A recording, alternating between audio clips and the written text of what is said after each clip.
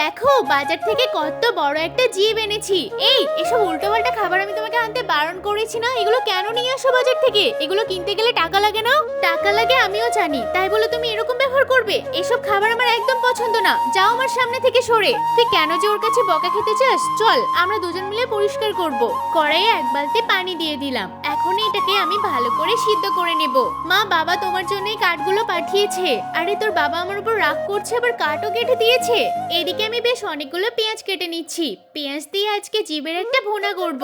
এখন এই জিভটা অর্ধেক করে নিলাম, অর্ধেকটা ভুনা করব আর অর্ধেকটা স্যালাডের মতো বানাবো। আমি স্লাইস করে ছোট ছোট করে কেটে একটা প্লেটে সুন্দর করে সাজিয়ে নিয়েছি। উপর দিয়ে আদা রসুন পেঁয়াজ দিয়ে একটু লঙ্কা ফোড়ন দিলাম। এবার বাকি অর্ধেকটা স্লাইস করে কেটে নিয়ে কড়াইয়ে অল্প করে তেল দিয়ে এই সমস্ত জিভগুলোকে দিয়ে দিলাম। এবার ভিনিগার দিয়ে আর একটু সয়া সস পেঁয়াজ কাঁচা লঙ্কা দিয়ে ভালো করে নাড়াচাড়া করব।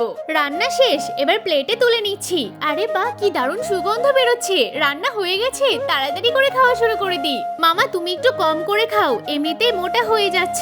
আরে চুপ কর, তোর মামা খাবার খেতে ভালোবাসে। আমি তো এটা পুরোটাই খেয়ে ফেলবো, আমার খুব ভালো লেগেছে। দাঁড়াও দাঁড়াও, বাবার জন্য একটু রেখে দাও।